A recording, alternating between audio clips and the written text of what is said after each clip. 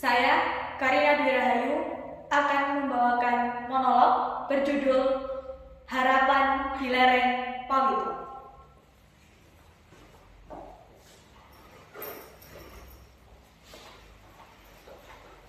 Aku, Karina Dwi Rahayu, seorang anak petani dengan banyak mimpi.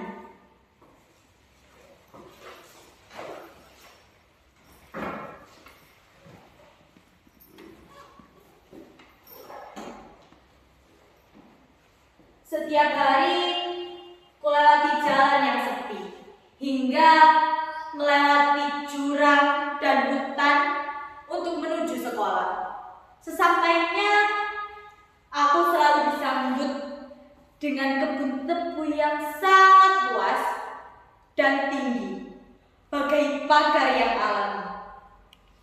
Sekolahku terletak di antara gunung dan sawah. Aku tidak pernah mendengar suara bising dari sebuah kemacetan, hanya mendengar kicau burung dan angin yang berhembus. Sekolahku berada di desa, bisa dibilang sekolah yang sederhana. Suasananya sejuk, sehingga aku tidak memerlukan kipas angin ataupun AC. Bangku kayu ini menjadi tempat ternyaman untuk aku belajar.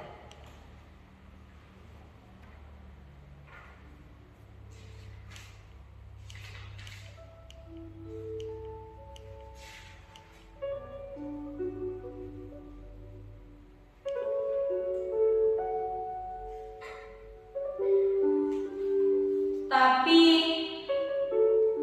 terkadang aku iri dengan sekolah di kota.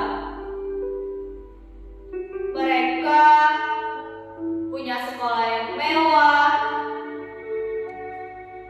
gedung yang tinggi, dan fasilitas yang memadai. Mereka punya laboratorium yang lengkap dan beberapa fasilitas yang serba modern. Perpustakaan mereka memiliki banyak sekali buku. Sedangkan kami tetap membaca dengan beberapa buku yang busuk.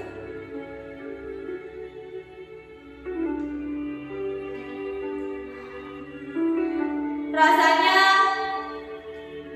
ini semua susah, tidak mudah untuk dilewati. Seandainya sekolah ini menjadi sekolah impianku,